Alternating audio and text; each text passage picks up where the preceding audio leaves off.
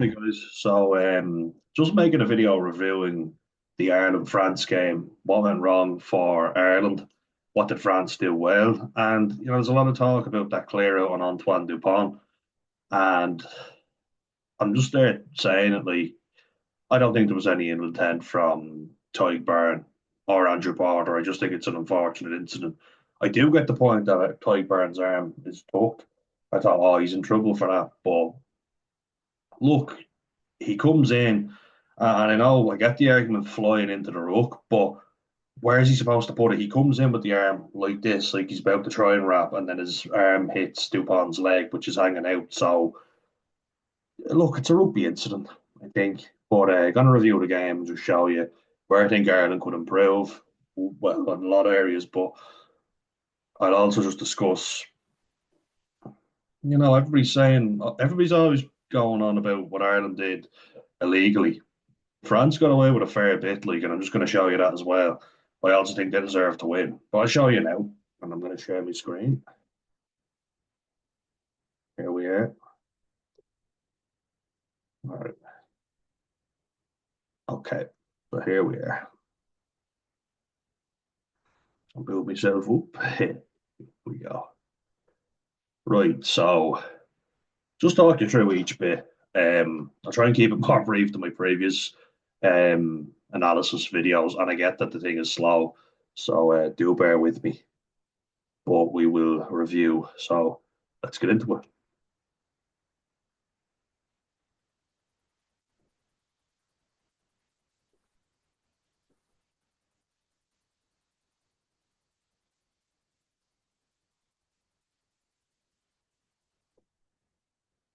So just going to start off, and I know doing it already, but Ireland's attack is very predictable. Okay, so France here have good numbers. You got one, two, three, four, five, six, seven, and eight, all up, all ready to defend, but quite bunched.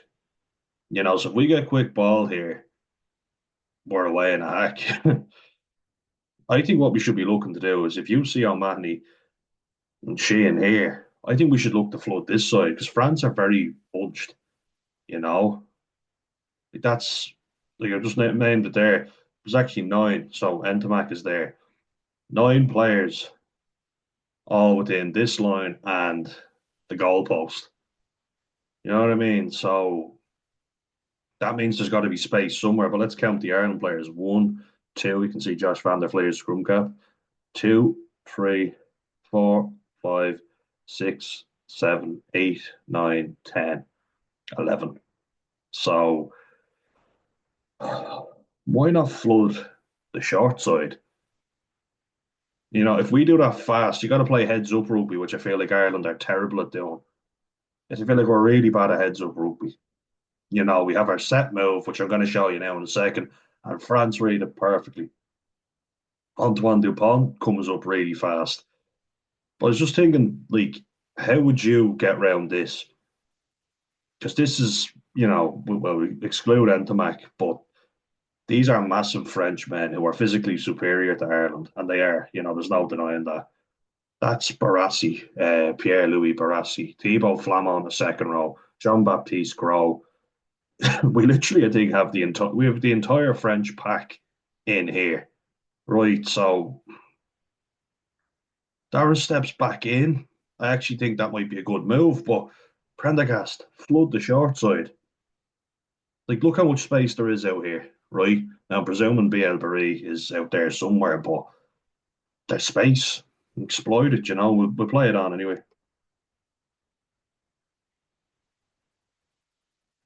So they've already identified, and Burns says it, and they've already gone, we're going to attack open side. Ramos has dropped back in. Let's play it on now. Rook gets slowed down a lot. Like McCarthy's not in a great place there to take this pass. He's stepping back, so he's not coming onto it like, give me the ball, I'm ready to charge onto it. And I feel like this move is so predictable. So McCarthy gets it here, and rather than taking it into contact, he could attack that space. I feel like if he was running onto it or Porter was taking that, go straight for that space. If Porter takes that carry, he can head for that gap and maybe get an offload. but McCarthy's stepping back into it, and that's killing any momentum. So if I just show you again, I know it's cherry picking, but let's have a look. You see how he's getting back, so he's losing any momentum. So when you're up and you're already running onto the ball, going, yeah, yeah, give me the ball.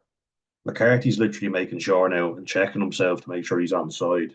Not on side, but behind Gibson Park, so he's not getting a forward pass. I feel like Porter should be saying, "Give me that, I'm ready to go." England now, I showed you what they did in the review of that game, but it's heads up stuff, and then Alex Mitchell says, "Okay, the defense isn't set. I'm gonna pick and go." Even Gibson Park could do that, but no. Rather than playing heads up rugby, Ireland go, "We have a set move. That is, Carthy's going to get it, and he's going to pop it in behind the Prendergast." And look how easily France picked this off.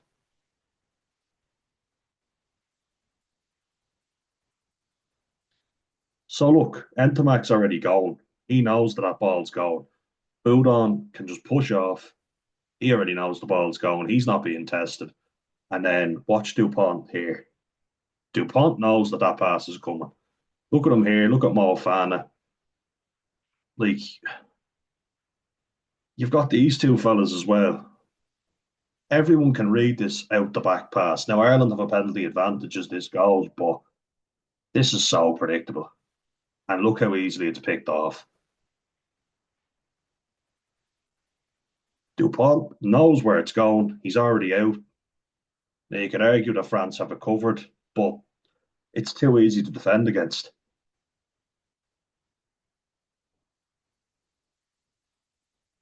And like that, I mean, penalty advantage, maybe you don't throw that pass. But as he say, let's go back to it just one more time. One more, I promise. I tend to go into my analysis quite a bit, but let's look at it now when McCarthy gets it.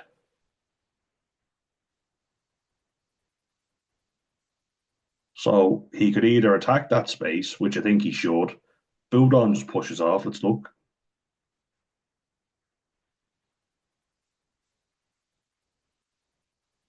into Prendergast, or maybe what he could do is he could hit Shane, who's pacey, Van der Flair. Two good options. It's all two.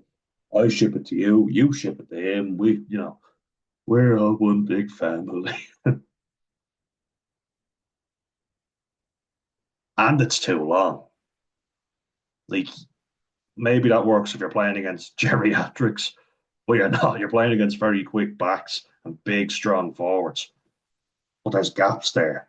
And this at this point, Ireland had France under the cosh. You got to fucking attack them. You got to move them around. They were gassed at this stage. But no, we've our pre-planned move and we're sticking with it regardless. Like it's stupid. Ireland are like robots. I've heard that being used. They absolutely are. I'm saying it now. Like they could have done so much with that and they wasted a great opportunity. So I had to take the 3 points in the end.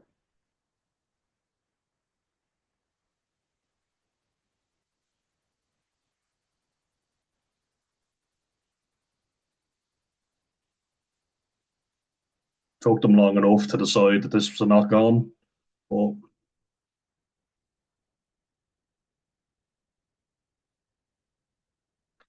now watch this clearance, right? So this is again bad game management. Ireland pride themselves on their systems and whatever, but just very bad game management. So look here, how many players we have. We actually only have one, Calvin Nash, the right winger, the opposite side of the right hand goal post. Joe McCarthy is here and he's absolutely gassed. Like, I know he's been struggling, he's been injured or whatever, but he's out on his feet. He's huffing and puffing. You get it. It's a big French pack, but Thomas Ramos identifies this. And I'm not the first person to say it. Everybody's saying it. Look at that. You've got all these, like Jean Baptiste Gros is knackered as well, but that's because France have had to defend against Ireland and hold them out. And as you'll notice, 0-0.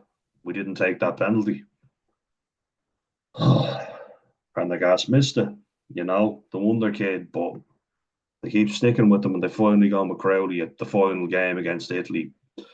Too little, too fucking late. This game needed Jack Crowley in it and we didn't get him. But looking at this move, There's only two players here, meaning that there is 13 players who are the left-hand side of the left-hand goalpost. And I've said it before again, giving a left-footed kicker the ball here makes it much more difficult for him to find a decent touch because that ankle is all cut off. You give it to Prendergast, he's opened up and he can get more around that and he can get a greater distance. Osborne is left-footed. He's narrowed to a gap about that, we'll say, you know. So even if he does find a touch, which you have to do, right, you have to find a touch against this French team who have lethal backs. They've brilliant backs. Damien Penaud was here, right, fair enough, but who's after dropping back in? Antoine Dupont. And then you've got Tomo Ramos, one of the best kickers in the game. He's brilliant. And then you've got Louis Bielbarré, an absolute speedster. You've got to get this ball off the field, especially when you only have one man defending over the right hand side of the post. You know, and Movaka's quick as well. That's Movaka over there. He's a hooker, but he's fast. Like these kicks, you see James Lowe miss touch loads of times with them, and he keeps them in. They go what distance he got on them. Now I have to give him credit. In this Six Nations, he's put the fucking thing off the field. I don't care how much distance you get, put the thing off the field. And you've got great backs, especially against France, probably the best back three in the competition. You've got to get the ball off. But we don't, and look what it results in. France identified pretty quick how knackered Joe McCarthy is. But even without that, never mind that. Look how much space there is. Left hand goalpost to the right hand goalpost. We literally have all the players the left hand side. And then we've one winger and we've a knackered second row. You'd be a fool not to attack the right hand side of Ireland's defence. And they do. Just want to pause on that. You see how what I mean there? How narrow the angle is for Osborne here when he kicks. So look,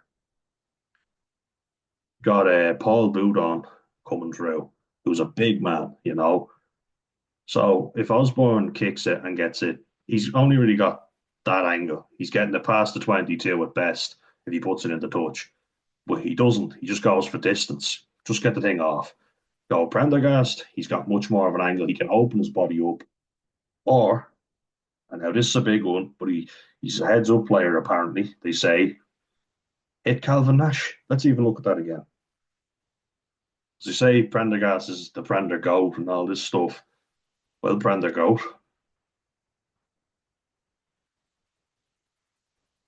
Why not say, give me the ball? Look who's ahead of you. Right? Francois Crowe, a knackered Jean Baptiste Gros, Thibaut Flamand, Piero Movaka. Why not get the ball? Look up. France have identified, and that's the difference right there. I'm a genius. But France have identified a weak link in Joe McCarthy. What about Jean Baptiste Gros? He's knackered. Francois Crowe now wouldn't be running at him. He's a machine. Thibaut Flamand's a good defender as well, but forwards. Nash is a fast man. Prendergast should be looking up and seeing that space. And then these boys should be busting a gut to get with them. There is acres of space out there. Look, actually, let's even flip it now. So Movaka is just outside the right hand post. Nash is all alone there in acres of space. But we've got our pre-planned move, don't we? We're giving the ball to a left footer, narrowing his angle, meaning we have to either keep the ball in play or we're getting a very narrow touch. And look what happens as a result. We could have hit Calvin Nash, who was a speedster. Might he get turned over? Yeah. Am I saying he's quicker than Louis Bielbarré? I don't think anyone is. Not even Cheslin Golby. Bielbarré is lightning. He can turn on a sixpence. We're playing on.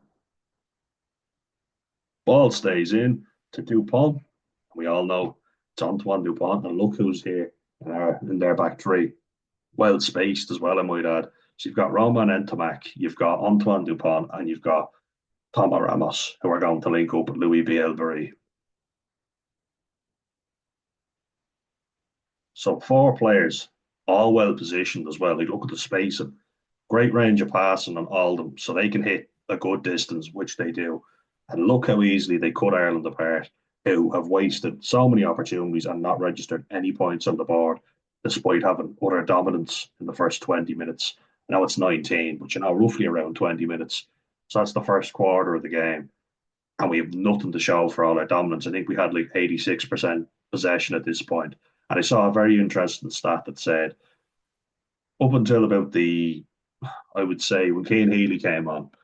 So he came on in the 68 minute, and fair play to him. Got to try, great way to sign him off. Um, hasn't been at his best, but sure, look, fair play to him. Got his try. Gonna leave on that note, Churchy. That was the 68 minute. So up until then, before we got our final two tries, we had only registered 7 points after six visits to the French 22.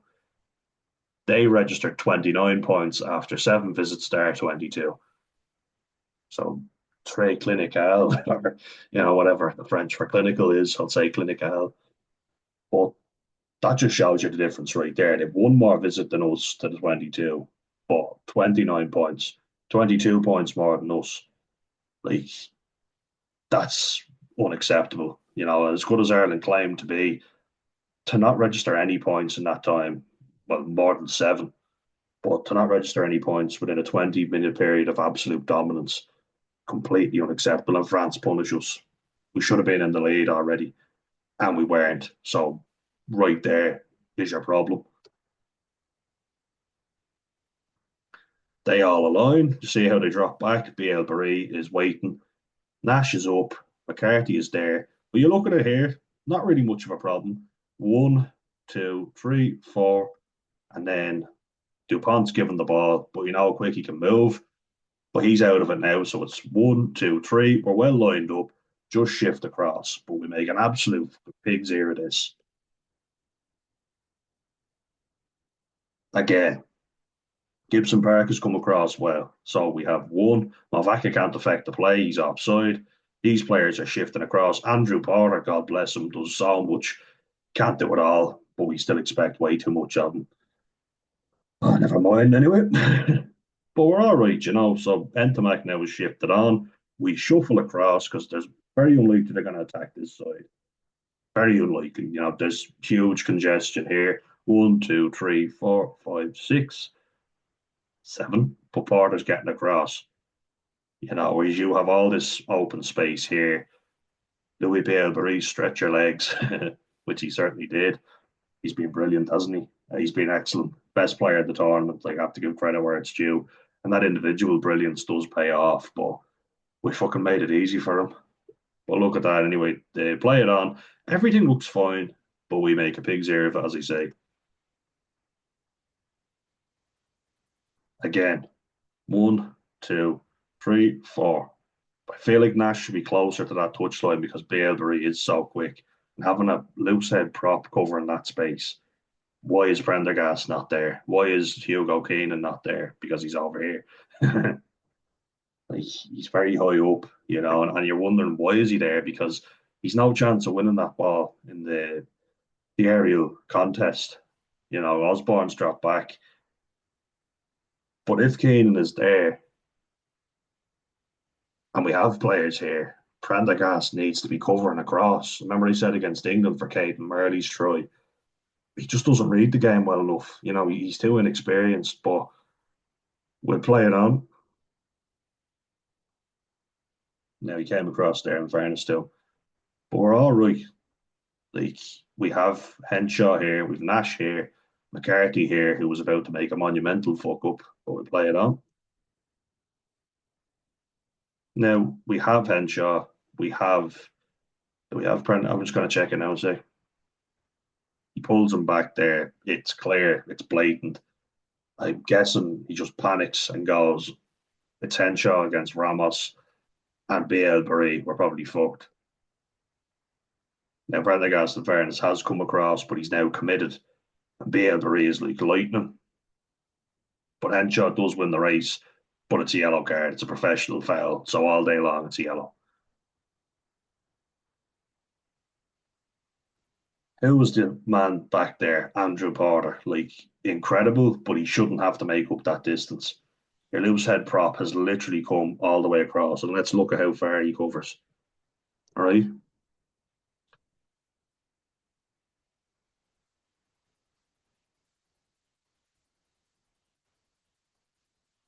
So he's in that ruck there, he's on the ground, and look how much distance he makes up.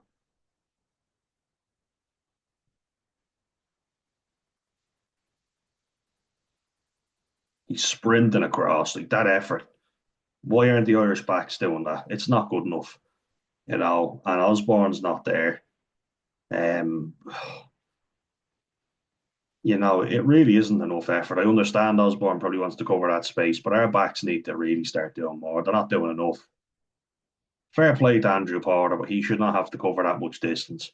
Your loose head prop doing that is just asking far too much of him. Oh,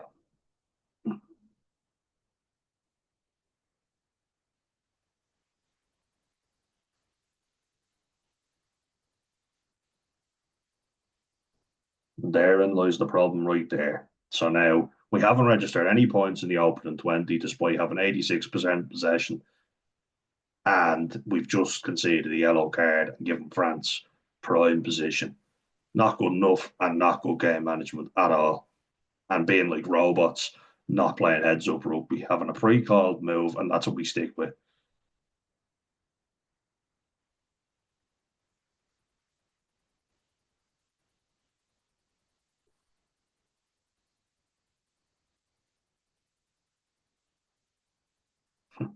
Felix, bit of cat food there for you. And from that, France get a try. But I want to also highlight this Maul defence because I feel like we literally just said to them, here you go, have a try down our short side. Oh, brutal. So this starts going forward, right? But you got to defend the blind side all the time. Watch how Ireland defend this. Again, you're kind of thinking Prendergast here. We've got Sheehan here, Gibson Park, Nash here just to help out and a bit of extra defence because we've just lost a man to the bin. But that man is John McCarthy. He's a second rower. So we still have a full back line. So we can halt them here, which we are doing. They're going forward slightly, but we've kind of got it under control with a bit of go forward and watch what happens. We all just get sucked in completely. Nash doesn't move across when he should and read the situation, and we get done completely. Now there's clever play from France where they come through here. Now they're going to get a penalty because they've got dominance, but we got to defend them all better. And when the ball comes out, we simply have to do better. Again, you'll see Nash here. He's looking up. Now I see Bielam here. I guess in fairness to Nash, you're thinking if Dupont breaks off here, Bielam has his head buried. So does Van der Fleer. They haven't probably got enough time to react, but you've got to read the situation and we'll roll it on. So Van der Fleer is looking. Bielam's the only one with his hands on. Gibson Park, Prendergast are both caught here. Far too close to that maul. Don't know why Prendergast isn't up in the line of defence. Because like a chip kick over the top, realistically, if they're gonna do it, they're gonna have to be pretty good for it to pay off. I feel like Prendergast should be up here, helping out. But is he trying to avoid making a tackle because he's been woeful in defence? So I don't know what they're doing. I don't see why he's dropped back here. Very unlikely a chip kick will be coming over because it could go dead. They probably cover it. Nash is caught here, defending the open side and doesn't move across fast enough, and we'll see what happens. Yeah, France come through. They're not really impeding Nash. He can still go around there. Dupont takes it off, and then O'Mahony misses the tackle. We're too slow to react, and we give them acres of space to attack on the left wing, which Julie gets punished. You see how slow we are to react? Now we're playing catch up. If Prendergast is up on that line, then he doesn't have to make a gamble. But because he's too slow getting around, he has to gamble, shoot up, and assume that Entomac's going to get the ball, which leaves acres of space. And Dupont, with his range of passing, isn't going to miss the chance to put Bielbury in. Gibson Park has that covered. We're too slow to react, and we get done for it. One skip pass and Bielbury gets another try. He's on 8 now, and if he gets another one tomorrow, which I've no doubt he will against Scotland, all-time record, and he deserves it. He's been outstanding. So fair play to him. Bravo.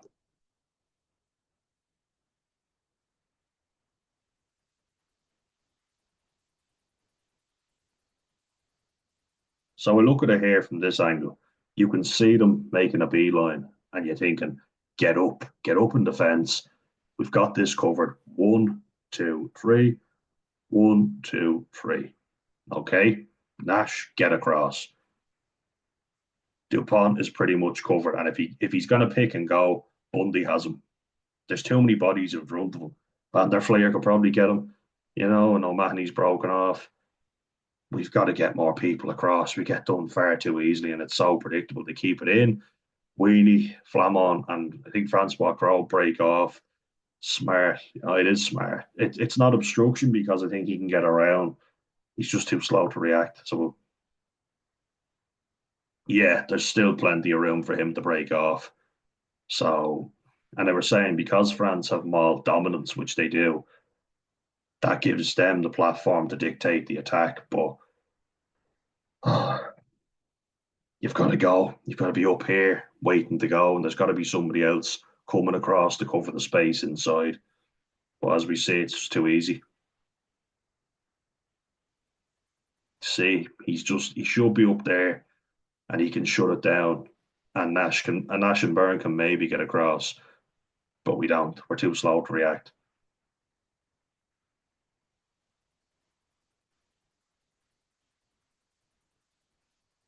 We get a penalty here.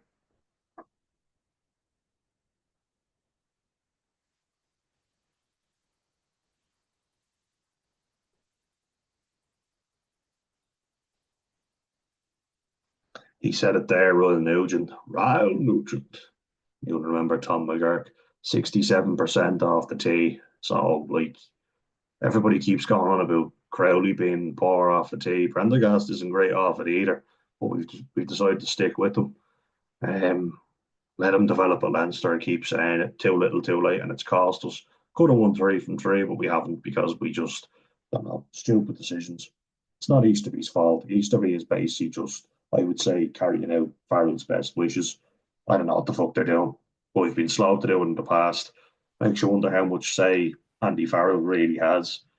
No doubt that he controls what way we play, but in terms of who gets picked for the team, be very dubious if there's some stuffed shirts in the air of you saying to Farrell, pick this fella, you're out of a job. I wouldn't know, but just saying. Now, I just want to highlight this, right? And I want to ask, I'm glad they put this in the highlights. A penalty straight after we get 3 points. And this is a big momentum swing. So we didn't take our chances. And that was the thing of the whole Six Nations, I think, really. Didn't get a bonus point win against Wales, which we should have gotten. Unacceptable not to get that. Scotland showed how easy it is to carve Wales open, even with them playing good rugby. Even if we let Wales get 3 or 4 tries, we should have beaten them and gotten that bonus point. Our attack hasn't been good enough. Um, but that being said, few very dubious calls, and you want to keep highlighting the Ty Barn clear out on Antoine Dupont, which, yeah, look, it's tragic that it happened to him, but I don't think there was any intent there. You could say, okay, intent doesn't matter, but I feel like France are clutching at straws. They won the game comfortably and they're still moaning about it. So Ireland are moans, are we? Unbelievable. Well, you tell me here what Andrew Porter can do. So the rule is you have to give clear access to the ball. Well, I understand that's fair enough. You can't impede someone, but he's clearly about to lift Peter O'Mahony, right? He doesn't change his line. He doesn't move into Penno. He never once tries to impede him. He stands his ground. That's all he does. Because if he moves and blocks Penno, that's a penalty. And look at Penno screaming to the assistant referee, Christoph Ridley, who gave Gary Ringrose that red card, I might add. Supporters getting ready to lift O'Mahony if the ball goes to him, right? So he's getting ready. Now it goes to Osborne eventually. But you tell me what he's supposed to do in this period of time. Penno ends up running around this side. If Porter steps that way, he's directly blocking him. And if he moves that way, he might be classed as obstructing somebody else. The ball might go to O'Mahony. Osborne gives the call, so he leaves it. He's not looking at Peno once. O'Mahony very much still might catch the ball. It's up to Peno to go around. There's Osborne, and the ball ends up in his hands. You tell me what Porter can do. He's not looking at him, neither is O'Mahony. They aren't impeding in any way, and yet Christoph Ridley thinks this is a penalty and hands the momentum straight back to France. Play it on now. Andrew Porter has not moved. He stood his ground. Peno has clear access still. He's chosen to run straight into Porter. France aren't great under the high ball. They're quite poor, actually. That's one area where they're weak. Peno's not looking to catch that ball. He's looking to milk a penalty. He could go around Porter if he wanted, but he's chosen not to and just try and milk a penalty. O'Mahony's hands are up. Porter has not changed in any way, and yet it's a penalty. I think it's pathetic. Brutal call by the referee.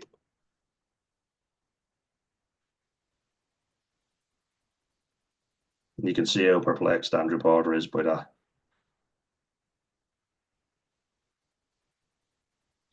He says no access. So like Angus Gardner kept saying that the whole game.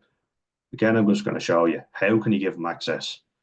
He's going to hoist O'Mahony up in the air, then realizes the ball is gone beyond O'Mahony. It's Jamie Osborne who's given a call. He hasn't enough time to get out of the way. And if he moves, the only place he can really go without bumping into O'Mahony is to his left, where Damien Penaud is. And if he does that, he's obstructing him. He's blocking him, which is a penalty. But he doesn't. He just stays still. How is that a penalty?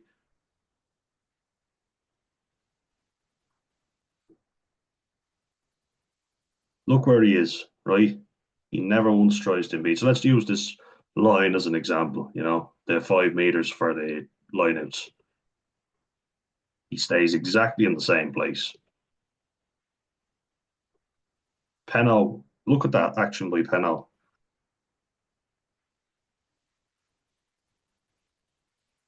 If Penaud was looking to catch that ball, he would run around Porter and go up there. But he's chosen to try and milk a penalty, no doubt about it.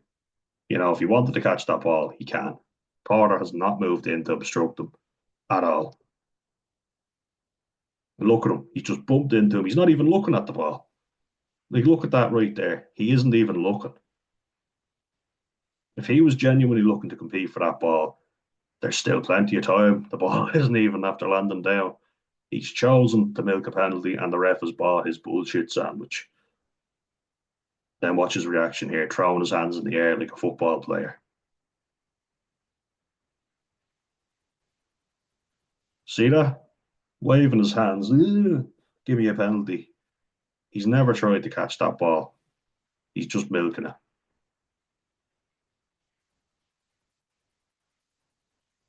And we've seen that be rewarded.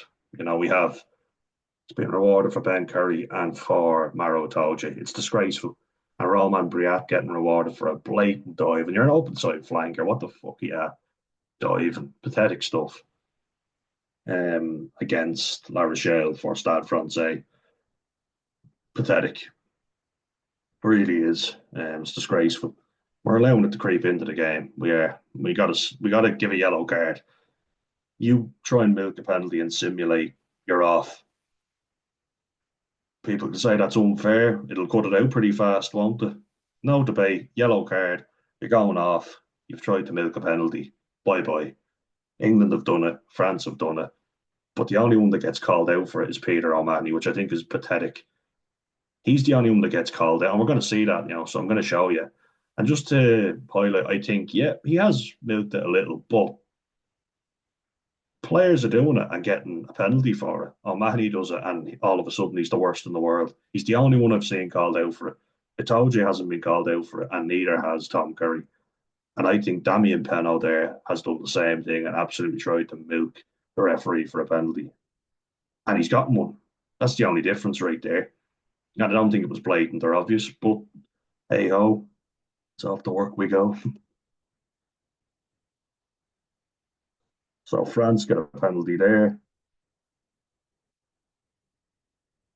We get a penalty. Prendergast kicks it.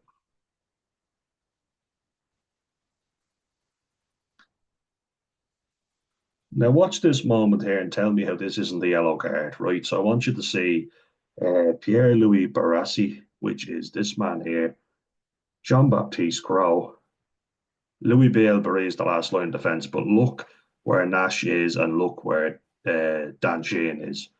You tell me how this isn't preventing a line break from Jean-Baptiste Gros, who was in an illegal position and stops Gibson Park from playing the ball out. And people have said, oh, he's milking a penalty, throwing it off. Fuck off. Like every time the language is phrased differently against an Irish player. I'm going to show you here. I would have liked to have seen a more bird's eye view, but I'll show you.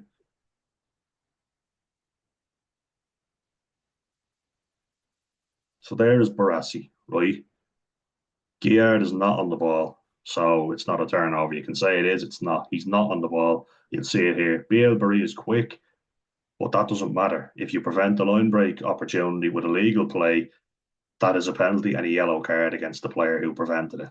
But Angus Gardner gives a penalty, not a yellow card. And I feel like that would have been a huge advantage for Ireland in this case. Barassi is struggling to get back. He's never back on side either. Bielbarré is the closest player to Dan Sheehan and Calvin Nash. So he's quick, but I don't know if he's that quick. So look at Barassi here. Definitely not back on side at all. He never gets back on. So you have to look at the two illegal players. Jean-Baptiste Gros was here with the covering around his arm, and he illegally blocks the ball and prevents a clear line break and a try scoring opportunity because look how close we are to the line. Ramos is here. Bielbarré is here, but there are two Irish players over here who could have scored a try were it not for the illegal actions of Jean-Baptiste Gros.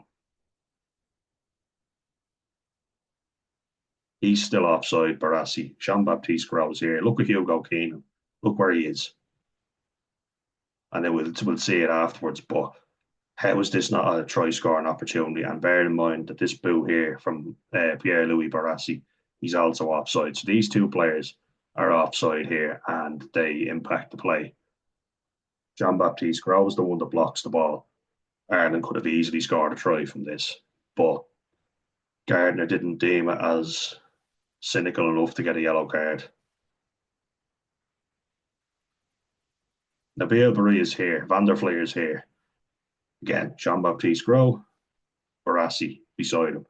We have the only two legal players, which are BL Barry and Tomo Ramos. Now, I know BL Barry picks the ball up, but look at the players on the overlap if Jean Baptiste Gros doesn't touch that ball. Josh Van der Fleer and Hugo Keenan versus Louis Barry and Tomo Ramos. Not saying they definitely would have scored a try, but if these two illegal players weren't there, take them out, blank them out. How is that not a yellow card offence?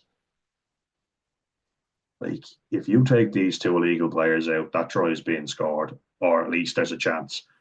You know, we're well in the 22, near the 10-yard line. Tell me how that's not a try, or at least a yellow card, because that's preventing a try scoring opportunity. We'll just show you where Van der Fleer is.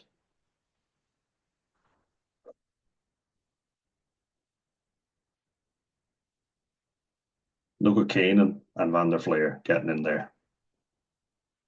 That's a chance to score. You can't tell me otherwise. And actually, Gibson Park was looking to hit Keenan. Got a great range of passing, Gibson Park, just like Dupont. I've no doubt he would have hit Keenan, and look where Keenan is positioned. Keenan basically has a run in there. You could say they would have gotten across, but it's a yellow card. Should have been a yellow. I'm even more convinced looking at it now. Jean Baptiste Gros has committed a cynical act, which should have been a yellow card. Now, Ireland score a try eventually, but that's a yellow card for him. So we score a try off this and a man in the bin for 10 minutes. Changes the complexion of the game, doesn't it?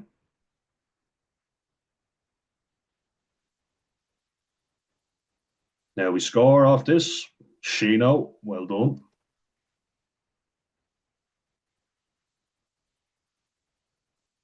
A good conversion, to be fair. Very good kick.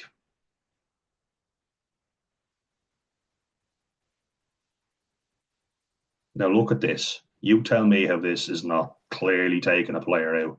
So they've got the advantage, right? They've got a penalty advantage. That's fair enough. So they're going to come back anyway. But look at how O'Mahony is clearly taken out of the defensive line by Thibaut Flamand. But look how direct France are, just to highlight how they play differently. It's one up carries with speed. They're getting over the gain line every time, and we're constantly backpedaling.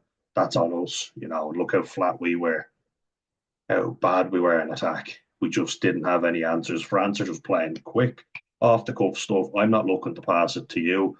I'm taking it in. I'm a big forward. Give me the ball, and I'm going to carry. Look where they end up. Got the advantage, so fair enough. And they're just hitting people up, one up runners all the time, not looking to flick it in behind. See how everybody's running onto the ball? Now, yeah, Nash, yellow card, not disputing that he was high, he shouldn't have been. People saying it might have been a red. No, get fucked. That's not a red card. It's never a red. It's a yellow at best. You know, I can't argue with that. Both Ireland's yellows, fair enough, they were yellows. Not disputing that.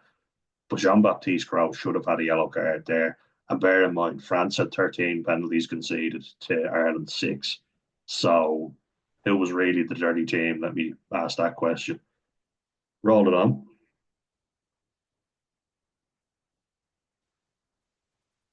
Just looking at that, look where Barassi ends up. Because people have kept saying, what about the head contact? He's on his knees here. So he's clearly falling. If you end up on your knees, you're clearly falling into it. I don't dispute Nash is high. He should get lower. So I understand why it's a yellow. But don't start saying it's a red. That's a load of shite. But see how France, how far they've gotten with just popping it up, popping it up. Don't tell me we don't have the athlete. That's bollocks. You know, saying we don't have the athlete, that's easy stuff. Just one up carries. It's simple for the forwards as well. A big kick forward like me, what we like is running onto a nice easy pass, which this man Luku did brilliantly. And a credit to Maxime Luku, he was excellent. Ça c'est excellent. But he was. He wouldn't have even known Dupont was missing. And that's the thing with Luku. You always think of him as slowing the game down, but he sped it up really well. So credit to him. He was brilliant. Very good game from Luku, and that's why he made my team of the week.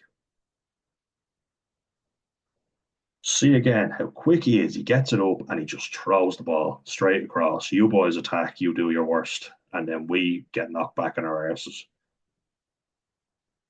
And then it's tipped in very well by Giard, who's a smashing player. But see how Winnie Antonio goes through the line. He never impedes anyone. Let's roll it on. See how many options there are. Now, I want to just highlight this. So, this is Thibaut Flamand, right? Now, we're disadvantaged down this side, but we kind of have enough players. The gap is created through the middle. Okay, so let's just highlight that for a second. Bear that in mind. Now, do you remember when Maro Itoje was supposedly impeded by Tyke Byrne when he clearly puts his hands on the ruck and is part of that ruck? Okay, so he's clearly part of that ruck. He makes no attempt to ever make a tackle. He just starts patting Tyke Byrne on the head and flings himself into the air.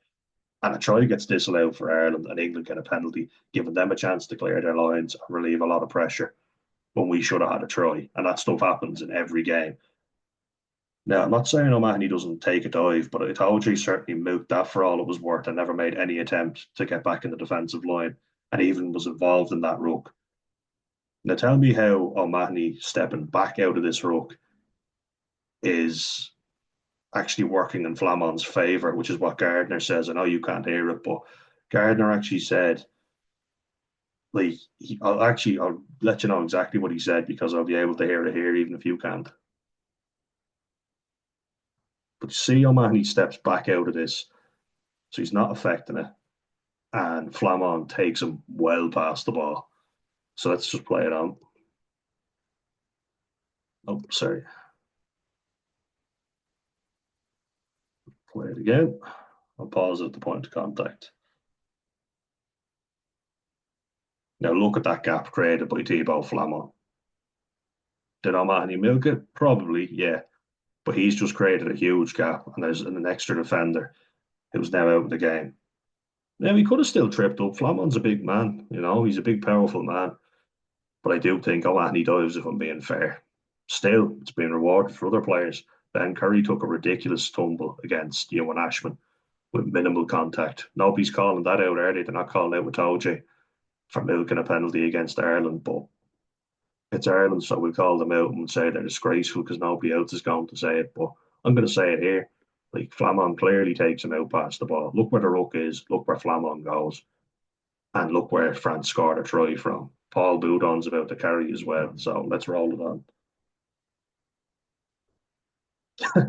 How was that not impacting him? If O'Mahony's on his feet there, he can make a tackle on Luku, who gets the ball and makes a break. Gardner is looking right at it as well and does nothing about it. He's out of the line.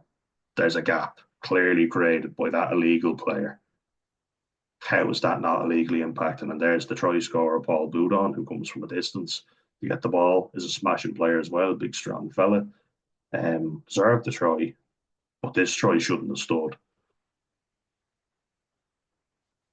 That like look where that ruck is and look how many yards France have made because Flamon has taken O'Mahony out off the ball and look at him. He could have been back. He was taken out. Whether he milked it or not, I do think he did, but doesn't matter. He's still been taken out off the ball. And France scored a try from it.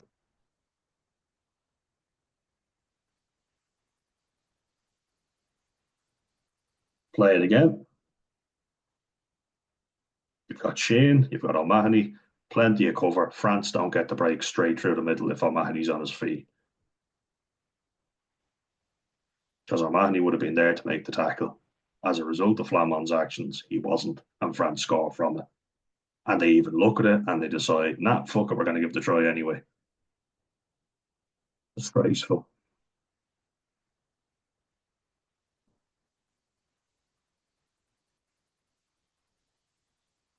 And they're quick enough to call this out, even though he's fallen into it, and say it should have been a red. No, it shouldn't. Get fucked. It's not a red any day of the week. So let's just talk about that for a second. Barassi is clearly fallen into this, and it's an absorbed tackle by Nash. So let's look at it. Should get lower, yes, but Barassi falls into this. He ends up on his knees. Sorry, I'm just gonna want to get the angle for you.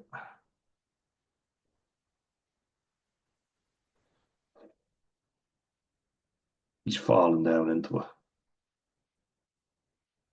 And even if he wasn't, Nash isn't shooting up into him. He's absorbing the tackle, right? So it's foul play. It's a yellow card all day, yeah. But there is mitigation. So no way in hell that's a red card. So get over yourself with that one.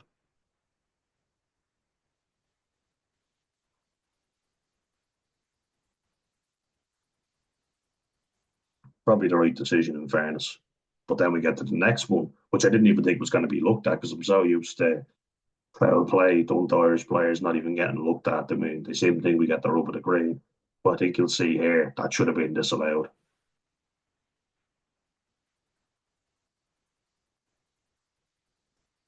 They didn't even say it. I didn't get to hear what he said again. But what he said in the game when I was watching it was because O'Mahony steps out with the ruck, he's not impacting the play. I couldn't work out how Gardner made that decision. It makes no sense.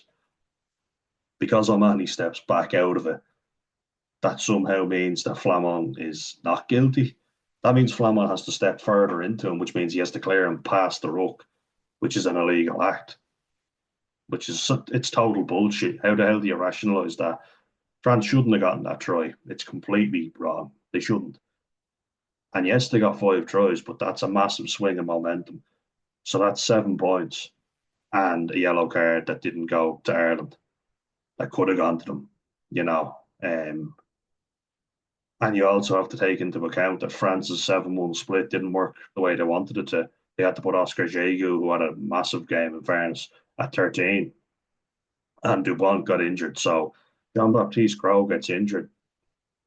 France, would have been a different story because they were already kind of knackered. Um, but anyway, say la vie.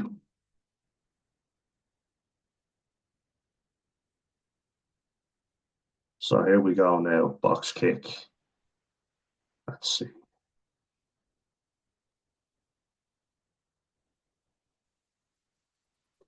Good hit by Osborne, in fairness.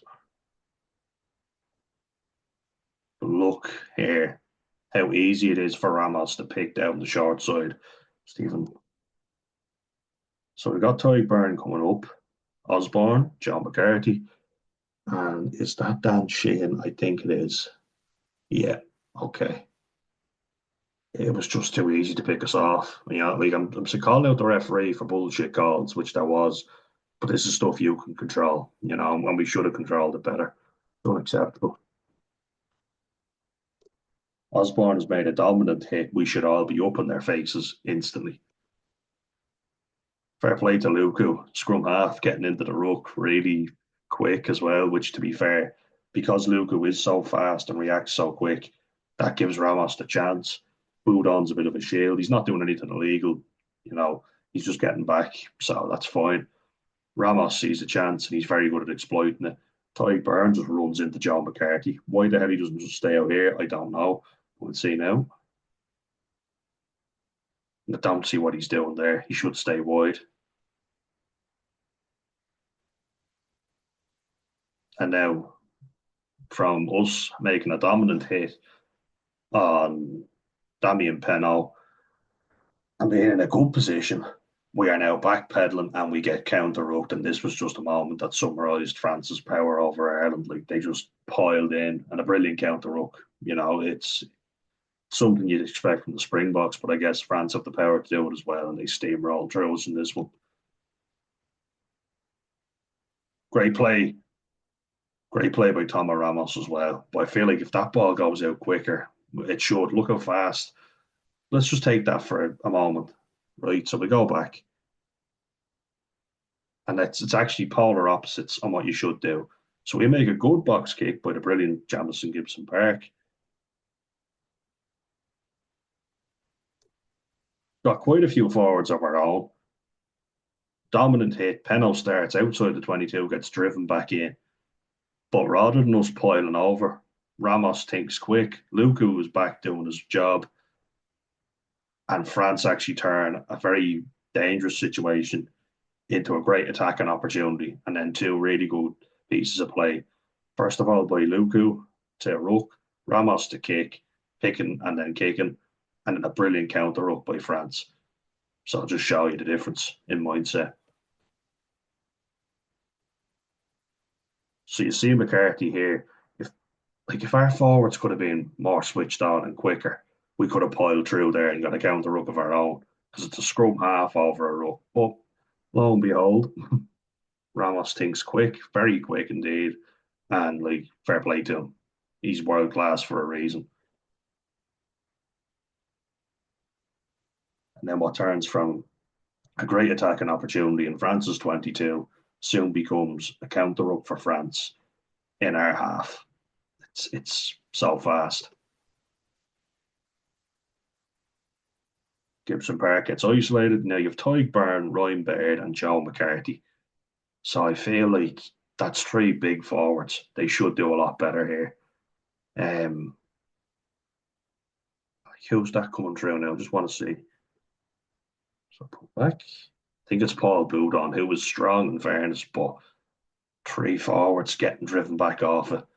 You got to win the ruck. You know what I mean?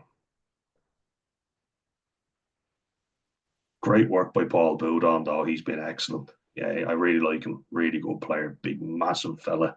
I know France don't really do an open side or a blind side, but I think you would say that Paul Boudon is definitely a blind side the size of him. But this is just such a powerful moment. And Anthony Jalonch as well. See how switched on they are. We're not on the same page. Tyburn ran into Joe McCarthy, whereas Paul Boudon and Anthony Jalonch are pouncing, driving through. They're ready for it. They're like, we're switched on. Heads up rugby, like I keep saying, which Ireland are brutal at. We're not switched on the same way, and it costs us big time. And here, France just absolutely school us. Too slow to react. high in there from Baird. Carty's not really affecting it. Burns too slow to react, and they just pile through. Francois Crowe comes in, and bada bing, bada boom, ball is turned over, and France are on the attack.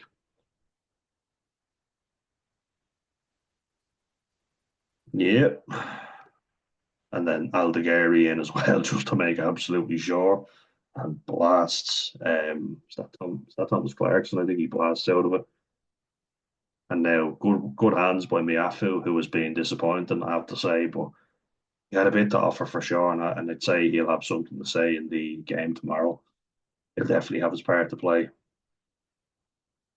Heads up rugby. So you take that moment by Ramos. How the hell can you have a pre-called move for that? You don't, do you? Like it's a dominant hit by Ireland. Peno gets knocked backwards by Jamie Osborne. So you're thinking to yourself, shit, what do we do here? No, not at all. Luku gets back a scrum half. He rooks. Ramos thinks. He thinks in an instant, right? So he's obviously not rationally thinking this, but it's just instinct for him, which is what we don't have. He goes, right, well, we may as well attack because there's nobody back for us. So I may as well go. Then he puts a brilliant kick in. Paul Boudon anticipates what he's going to do. Anthony Gelange sees Paul Boudon going for the ball. They think, well, let's count the ruck. Let's blast them out of it. Then Francois Crowe was switched on as well. Three back rowers all thinking together. And then for good measure, Dorian Aldegheri blasts Thomas Clarkson out his opposite number. So, and then the ball, we'll just show it again, right? So from what should have been a good attacking opportunity for Ireland, France just in an instant turned into a good opportunity for them. Brilliant counter attacking. It is, and that's why France won. For all that bullshit with the referee, that's why France won. Much more switched on, mentally ready, which we just weren't. So we'll play it again. Great position for Ireland. And we actually have a lot of players. One, two, three, four, five, six, seven, eight, nine. Nine players all running onto the ball. France backpedaling. But because of quick heads up rugby by this man here, the brilliant Tomo Ramos, who has been the best, I would say fly half. I like him at fly half. I know he's playing 15, but he's really schooled all the other goal kickers, hasn't he? Really has. He's been outstanding because of his quick play. And then we'll watch. Let's just highlight Paul Boudon as well and Anthony Gelange because fair play to them.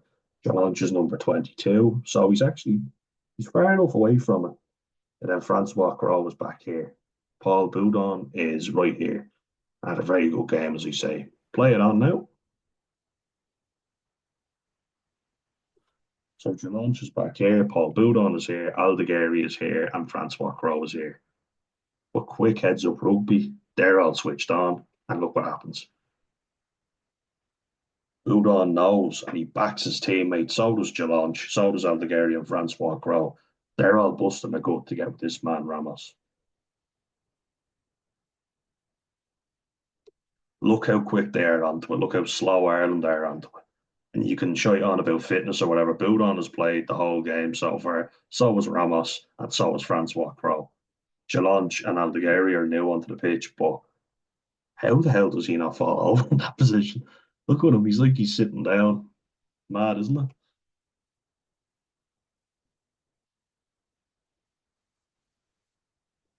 And then look as well. Luku was switched on, and Aldegheri. That's actually Porter. It's Andrew Porter that Aldegheri blasts out with that ruck. Fair fucks to him. He really dominated him in that. It's a big clear out. But Aldegheri sees as well that Luku is about to put his hands on the ball. I will blast Porter out and give clean access to the ball. And then from that, Luku hits Miafu, and look what happens. And Luku, like the speed, I thought he was slow. He really upped his game. Great awareness. Miafu puts it out wide, and look what France do. The speedster Damien Penaud, and look how they've turned this. And now they have a speedster with the ball attacking that space. Aki caught in no man's land, so is Keenan. And you have one, two, three, four, five players all at speed running onto the ball after brilliant work over here on the right hand side by Ramos, Luku, Aldegheri, Paul Boudon, Anthony Jalonch, and also Francois Crow. They've all done so much hard work over here, and these players are ready to break. Great pass by Miafu, and then brilliant straight up Damien Penaud.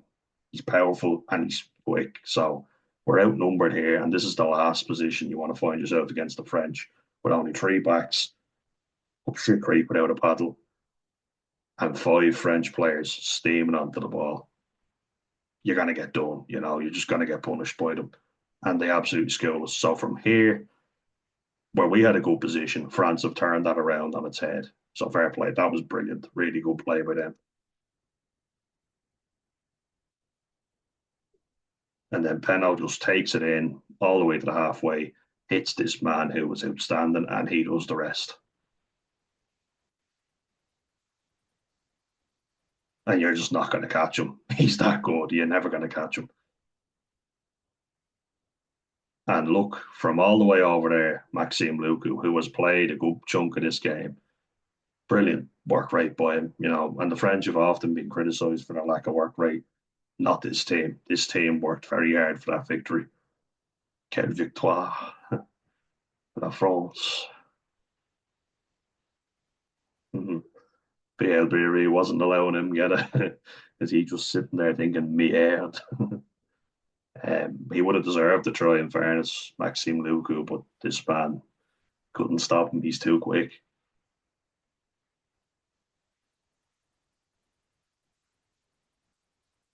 Like, just look at that. And we're too bunched again. We're way too bunched. And France punish us for it. Look at the amount of options Peno could have straightened up here. I'm sure he would have been gone. But Aki bites in. Peno drifts across, and so does Prendergast here. Sorry, roll on. Henshaw. So that's Henshaw. And then he's caught in no man's land too far up. He's out of the game at this point. Like, look where Henshaw ends up by not reacting fast enough. Peno was brilliant. He drifts across, and then BL Barry is left with all this space to himself. We get undone far too easily.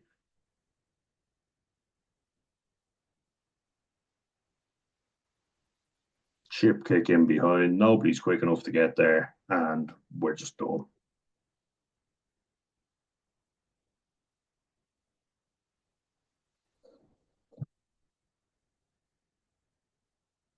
And this one here, this is Oscar Jegu, who had a great game. Everyone's huffing and puffing at this point. Look at Ryan Baird, who's only really on. Jack Colin, who was being excellent for us, in fairness, but he's huffing and puffing. So was Dan Shane, heavily strapped. Did all right, did his best, but we were just completely outplayed at this point, and we went out with the game. One up carries, like that should be your solid line of defence. When France had to defend, they did. We didn't. Two players, gas, just taken out of it so easily. France getting over the game line far too easily. Look how slow Tyke Byrne is to get up. Caelan Doris, everyone.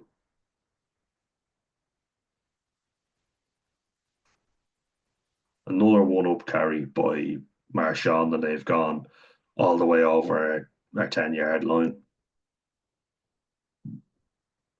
Another just a quick pop by Luku to Mo Fana. And then Jagu just powers over from here far too easily, and Tyke Byrne doesn't do enough to stop him. He's gassed at this point. That's far too easy.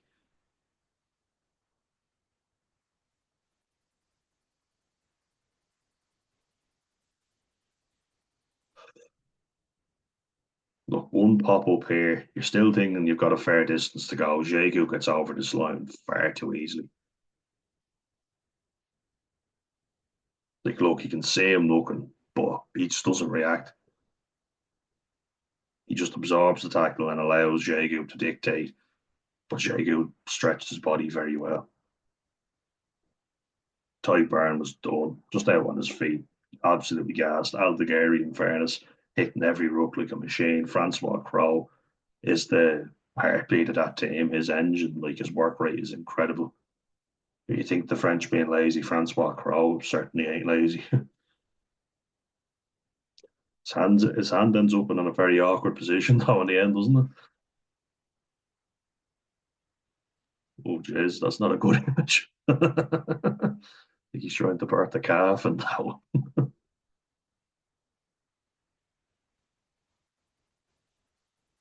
Ooh, Oreos. First we had a bit of cat food, now we have the Oreos to go with it.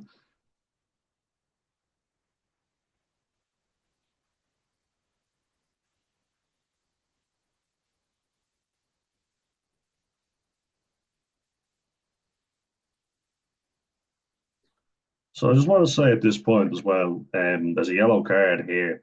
Far too little, too late. I feel like France got away with a few. That could have been a yellow. And remember, 13 penalties conceded by France to six by Ireland. You know, like it's a combination, I think, of France being the better team, but also getting a bit of the rub of the green. You know, it's only talking about how France were hard done by, even though they won.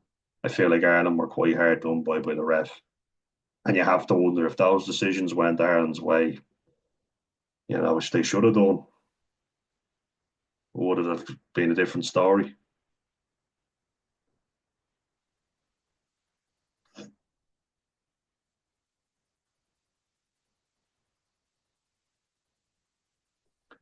However, from the result in play here, France have just gone down to 14 men, and we did not capitalise on it. If anything, we hand them the game on a plate. So it's still 22 points, but you think if you get a try, you get another one. You're only within 8 points. But this was the hammer blow moment, and I feel like it just shows Prendergast's inexperience again. You know, it's I don't know. We keep saying it, but fair play to this man for getting his try, though he deserves it. It's Francois Crowe as well. Rob Herring was very good when he came on. He's a player who I wasn't very fond of, but I have to admire his work ethic. He really sped things up for us. That being said, I didn't think Dan Sheehan had that bad a game. I thought a lot better than he was against Wales, so fair play to him. And he's only back from injury. Dan Sheehan's a great player, so credit where it's due. And look, we all have our off days. Thought he was much better. And I think this man also showed he still has a bit in the tank. But we'll roll this on now and how we butcher a try scoring opportunity, and then France again counter attack and show us how it's done. So you've got an option here, Van der Fleer, Conan maybe. We're very slow getting the ball out. Again, we're just going to highlight that. Remember, I was highlighting England before for being offside. Their foot ahead of the line. Look at France here showing you perfectly how it's done. So a few of the feet were, but they've gotten them back on very well. And that's Sean Edwards for you. That's perfect. Like, look where their feet are. They're even behind the line. They only have to be on the line. But that's really good from France. So fair play to them for that. They've done really well. But we butchered his chance, and I'll show you now. Ball shipped on. Prendergast, go. Look at that gap. Why not take it on yourself? Took it under the left arm and you're over the line. He's a lanky fella. He could have gone himself. We'll play it on here. But he's just too eager to shift it on. Look, I know, but Ramos reads it brilliantly, you have to say. He takes it, and then Keenan's too slow to react. And him and Peno break away, and they're gone.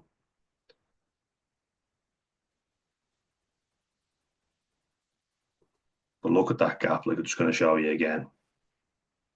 So let's look at this opportunity. Let's count how many French players. One, bear in mind they're down to 14 at this stage. One, two, three, four, five, six, seven, eight, nine, 10. And then look at the Ireland players. We have one, two, three, four, five, and Murray, six, seven, eight, all attacking. That means we've got more men over. So we need to use them. Good line by Healy. The gap is there. Prendergast, take it on. Even if you get tackled, like he bought that dummy. You didn't dummy in the end, but he knew we were going to pass. France read the pass all day. We knew we were going to ship it on. That's what I complained about with Finn Russell. But Prendergast was guilty of it as well. In fairness, Entamac read that well, but look at the option. What he could have done here.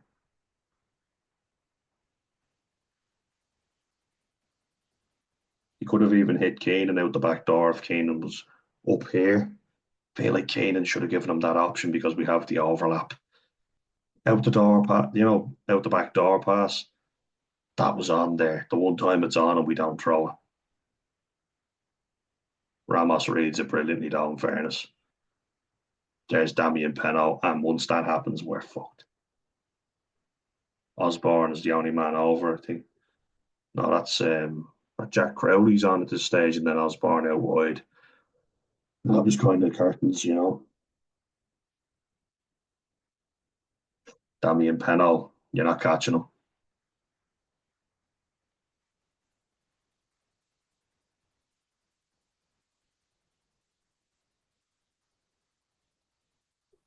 But France just crumbled here, and Haiti bashed his way through. In fairness, still. Look how many penalties now. Gardner starts giving loads now. Game is done. I want to just highlight something here. So you want to start talking about Ireland being dirty. Yoram Moefana takes Crowley out completely after the ball is gone. Where he makes contact with the head, he makes contact around the neck, kind of chest area. But it's a cheap shot with no attempt to wrap. No sanction for it. I know it's the end of the game, but it's still an illegal act. And he does it and he gets away with it. Jack Conan scores. That man is brilliant. He's our top try scorer, and that'll just tell you all you need to know. Um, Jack Conan is a replacement loose forward. He's only started one game and he got injured in that game, and he's our top try scorer. That'll tell you all you need to know. We don't have enough players stepping up. And then after that, Dan Sheehan, who's just back from injury, he was a hooker. 5 tries between two forwards, and there are two top try scorers. Not good enough. And that sums up why Ireland aren't winning more games and why we were found wanted in this French match. But look at this. Prendergast goes quick. Crowley takes it well to the line, and look where Moefana comes from, and he has a clear sight that the ball is gone, and nothing happens because there was a fight at the end of the game. I thought, why did that happen? Now we know why. Ball is gone here. If anything, you think that Moefana would head across, but he just takes out Crowley. Look at that. That man there. He always shows up for the team, Jack Conn. He's outstanding. Brilliant player. They said he was a controversial selection. I don't know why. He's good. Every time he plays, he's good. I'll just highlight that for you again, though. You see here the French players are being spoken to. But look at what happens to Crowley. I think that's why, because they're the ones that started it.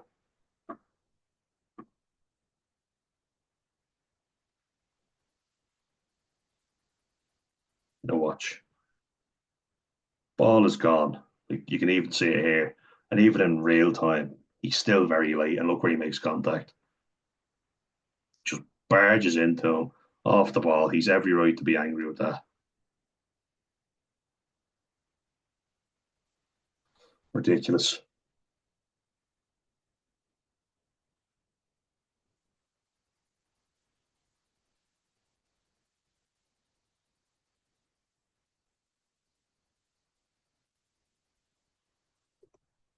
Look at that. Just barges him straight off it. Late. It's cheap, but